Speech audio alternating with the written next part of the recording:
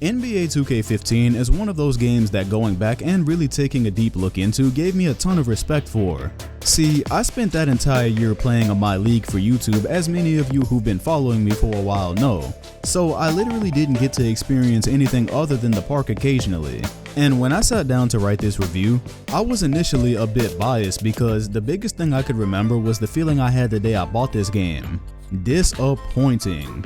Those were my thoughts the very first time I popped NBA 2K15 into my PlayStation nearly 4 years ago. Although at the moment, I'd been so hyped to see how they were following 2K14 up that I wouldn't admit that to myself. But I had a serious feeling of that's it as I was first looking at the graphics. 14 had me expecting that we were about to drop into an entirely different world of sports gaming. But somehow, at least graphically, they'd gone backwards. Of course, graphics aren't the only factor when judging a game, and that's what saves 2K15. As a matter of fact, in this series, we go back to previous 2Ks to judge them for their time in terms of presentation, gameplay, graphics, and features to determine where it stands on the all-time ranking. And although this was my second least favorite 2K on the current gen due to the fact that I only really got to play MyLeague, I've got more of an appreciation for it after doing this video. So starting with presentation, 2K15 gets points for having a much more inspiring menu than the previous year. Think back to my 2K14 review, and even when that game still had servers, you just got this extremely bland menu with limited options that looked like a complete afterthought.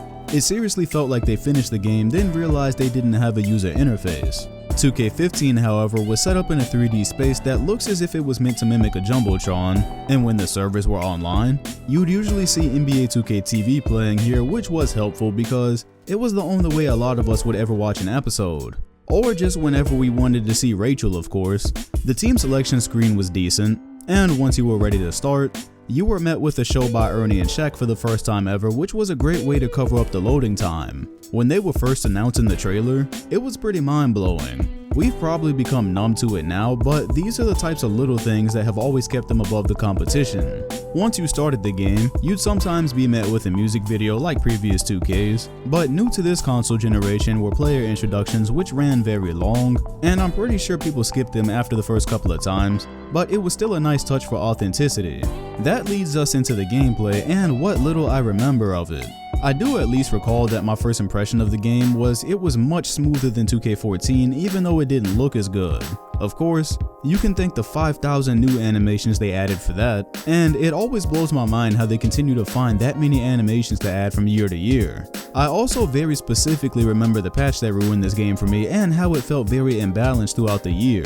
Like I said, I spent most of that year playing the MyLeague you guys see footage from in a lot of my recent vids. I remember for a lot of that year I couldn't make a shot on Hall of Fame and it was insanely frustrating. And then sometime between March and May, forgive me if I'm not exact on that time frame, but they patched shooting and literally everything went in.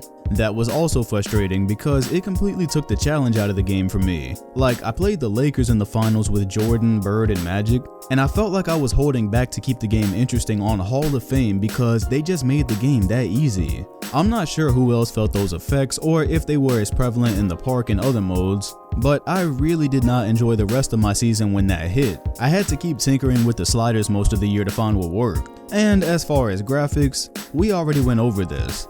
If you just isolate this game and look at it by itself, it doesn't look bad. If you look at it compared to its predecessor, this is an absolute joke. But what I didn't notice in 2015 because I was so busy with the MyLeague was that they really made up for a lot of problems in the features section, specifically in their cash cow, MyCareer. And although I've been known to basically shun this mode the entire time it's existed, they had me hyped with the additions for 15. But before we get into anything, it's appropriate to start with the fact that they went where we all knew they were going the first time MyCareer was introduced. You could finally scan your own face into the game. Of course, that was if you could get the damn thing to work. I spent hours in broad daylight when I first got this game trying to scan my face, and I just had to live with the scan I got eventually. The memes that came from opening day, man, those were wild.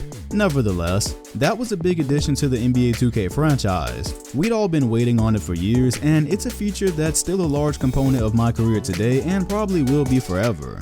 Speaking of long-lasting features, of course they had to build off of the park from 14, which was essentially one small blacktop in the middle of a city, and they did so by introducing affiliations. If you were around back then, that trailer had us in tears, because for its time, it was nothing short of groundbreaking. We were going to get to choose a crew to play for, which boosted certain attributes based on your decision. Each affiliation also had their own unique parks, and you could travel to rival courts with your crew to face off.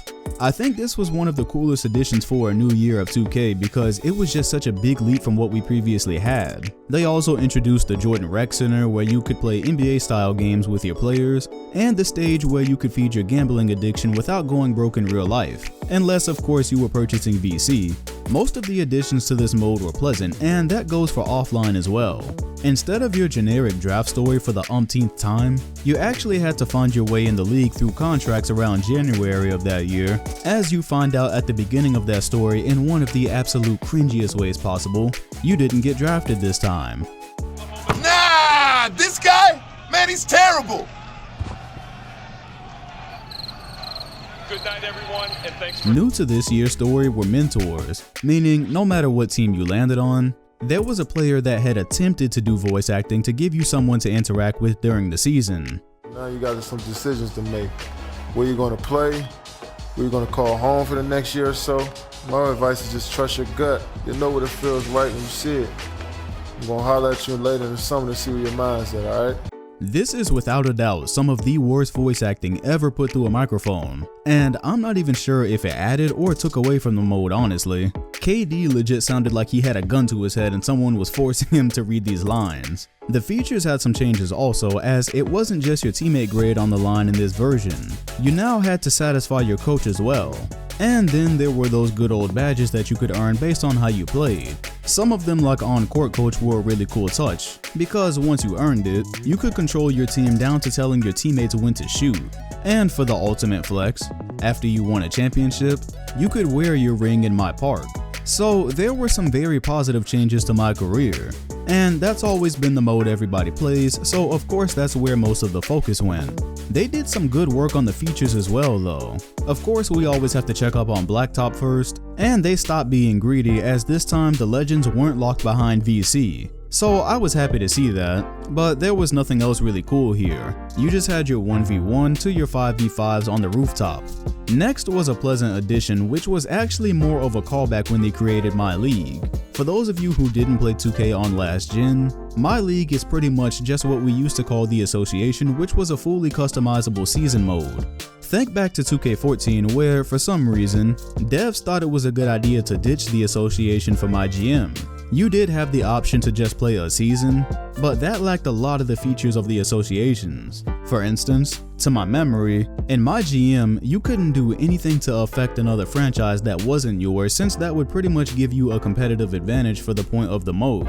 So in MyLeague, you just got to control everything, which was a blessing for me at a time when I needed that control for the YouTube series I was doing. MyGM did return though. They didn't just ditch it, because apparently there are people out there that love running a franchise like an actual GM with an owner to interact with. So they made a lot of improvements here. VC was a huge part of 14's version, which was crippling in some respects, so they basically removed it in 15, which is unheard of. The mode could run up to 80 years, which meant you could be working for different owners. Owners would change their opinion of what needed to be done with the team over time based on your performance. The media could stop trusting you if you kept giving them a certain answer. And this is really cool. If you lied to players about something like how much playtime they would get, their morale would actually go down like it would in real life. Those are just some of the features they added to that mode, but it was a pretty comprehensive overhaul. And they did a lot to really put you in the shoes of a lifelike GM trying to build a successful team. And then MyTeam returned, and I'll never forget that dramatic advertisement they had with Shaq, because they made it some big announcement like it hadn't been in the last 2 games. Anyways, they did a lot here. They added the real-time auction house, which gave players a new and dynamic way to add cards to their teams, which has been a big feature ever since. The tournaments from 2K14 evolved into the challenges mode that involved what-if fantasy games. Weekly multiplayer challenges were added, and the new MyTeam point system was implemented, meaning the better you played in games, the more points you would earn. They also brought on a host of new legends for players to collect and added new gym colors to cards. NBA 2K15's MyTeam pretty much added a chunk of what's still in the mode today, making it a pretty important installment. Something that probably flew under the radar but was a giant callback was the ability to download rosters with created players. Yes, something as simple as creating players to use in associations was missing in 14. So they brought that back, and I was happy to have somewhat of a next-gen T-Mac before he was officially brought into the game. And for the last major feature, they added 2K TV, which was mentioned earlier, and they were extremely smart hiring Rachel as the host to draw in viewers. We miss her dearly, but I'm not complaining about the replacement. And with that absolutely beautiful synopsis of NBA 2K15, I think we've covered enough to judge this game. I'll give presentation a 9. They made a lot of great additions like having Ernie and Shaq host their show, the revamped menu, the player introductions. Presentation is always a pretty basic feature to lock in, except for when they completely mess it up. I refuse to give it a 10 though, because along with downgrading the graphics, where in the world did the introduction go? The only intro we got was when we first installed the game and got Kevin Durant's MyCareer thing with all the big YouTubers at the time, but how did they follow up NBA 2K14's epic intro with no intro at all? That's an L. And it just comes off as lazy when they have it one year and then just randomly don't have it in the next. Gameplay.